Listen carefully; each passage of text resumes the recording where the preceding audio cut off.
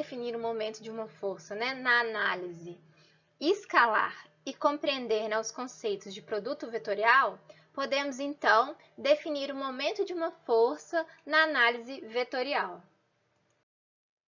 Na análise vetorial, o momento será o produto vetorial do vetor R pelo vetor F. Em outras palavras, o momento de uma força F em relação ao eixo do momento que passa por O e é perpendicular aí ao plano contendo F e a distância, será expresso na forma de um produto vetorial, nominalmente R vetorial F. O momento é sempre dado em Newton por metro.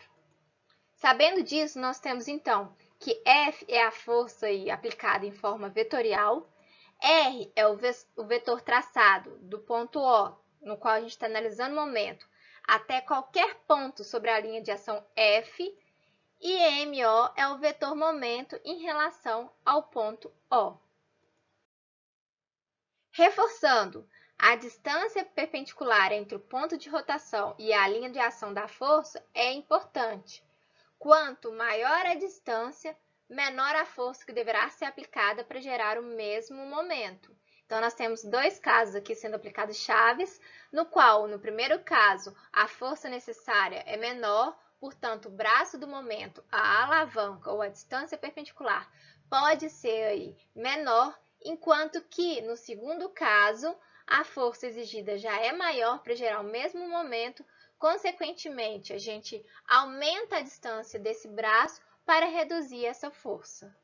Ok, entendido então que um produto vetorial me fornece um momento de uma força na análise e na representação vetorial e que eu consigo encontrar um momento na forma escalar multiplicando a força, a intensidade da força, por uma distância perpendicular, né, dessa força em relação ao ponto no qual a gente está analisando o momento. Mas quando usar um ou quando usar o outro? Ou seja, quando usar o momento na forma vetorial e quando usar na forma escalar? Isso vai depender de como a geometria do problema está especificada. Se for fácil para a gente determinar a distância perpendicular, ou seja, se for fácil para a gente identificar esse D, ok, podemos utilizar a expressão escalar. Mas se não for fácil, ou se nós tivermos um ponto, né, no qual a distância em relação a O não vai me gerar uma distância perpendicular, como por exemplo R, nós podemos então aplicar, né, o produto vetorial de R e F para então encontrar esse momento, que são representações diferentes, né, mostrando a mesma informação, mas só para lembrarmos que o momento gerado vai estar perpendicular, né, o seu eixo perpendicular ao plano que contém R e F, bem como, né, o sentido aí da regra da mão direita e rotacionando, indicando para gente, né, o direcionamento do nosso momento e a diferença, né, entre um vetor posição qualquer ligando o meu ponto O, no qual estou analisando o momento, ao longo aí da minha linha de ação de F e uma distância perpendicular. F pode ser igual a D? Pode, em termos de intensidade, mas não necessariamente. Por isso, nós temos a formulação geral, que é dada com a análise vetorial. Lembre-se, como o produto vetorial não obedece à propriedade comutativa, a ordem aqui de R e de F deve ser mantida para produzir o sentido correto da direção aí em relação ao nosso momento ao ponto O. Se trocarmos, então, esse produto vetorial, fazermos aí F vetorial R, vamos encontrar um momento com sentido diferente. Temos aqui um exemplo. F com uma distância D, gerando um momento, então, aí no nosso sentido anti-horário, um momento positivo. Se eu inverto o sinal aqui de F, nós vamos gerar um momento no outro sentido, no sentido aí horário, que vai ser um momento negativo. Então, é só uma representação de como que se importa. Por que nós temos essas duas figuras? Porque se a gente fizer F vetorial R, é a mesma coisa de dizer R vetorial menos F, que é o que está aparecendo aqui nessas duas imagens. A intensidade do produto vetorial, ela vai ser definida pela equação vista anteriormente, né? Que vai ser o quê? O M vai ser igual a RF seno de θ. que essa intensidade significa? Ela mede para a gente a tendência da força F fazer um corpo girar em torno de um eixo fixo dirigido aí ao longo do nosso momento O. Lembre-se sempre, direção e sentido de MO são determinados pela regra da mão direita. Ou seja, nós temos aqui a representação do eixo do momento, nós temos F, nós temos R, que é a distância de F em relação a O.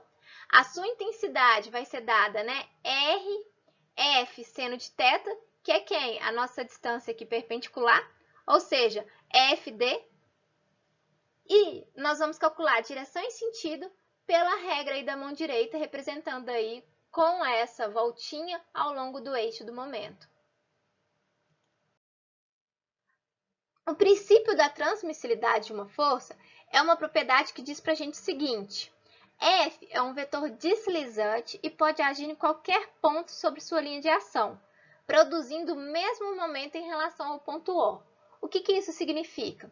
Nós temos aqui F em uma linha de ação. Nós temos aqui O. Nós queremos saber, né, qual que é o momento que F está gerando aí em relação ao ponto O.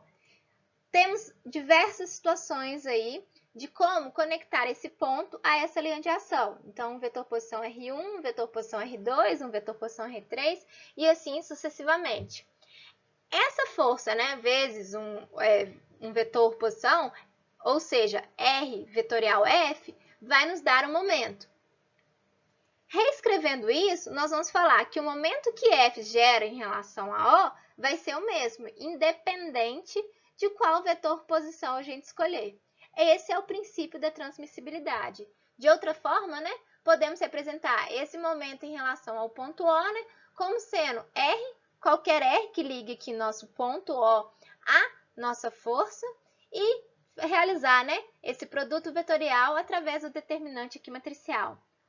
Detalhe importantíssimo, observem o sentido aqui de R. Ele sempre sai do ponto O e vai para a linha de ação. Então, é esse o sentido de R que nós vamos adotar aqui, ok? Se estabelecermos os eixos coordenados x, y e z, então o vetor posição R e a força F podem ser expressos aí como vetor cartesiano. Logo, se um corpo é submetido à ação de sistema de forças, como mostrado na figura, o momento resultante das forças em relação ao ponto O pode ser determinado pela adição vetorial do momento de cada força. Ou seja, momento resultante em relação ao ponto O vai ser igual, né, uma escrita simbólica, somatório de R vetorial F. De outra forma, né, nós podemos representar esse momento resultante de uma forma matricial ou expandindo. Então, expandindo, nós faríamos ali em relação à imagem R1 vetorial F1 mais R2 vetorial F2 mais R3 vetorial F3.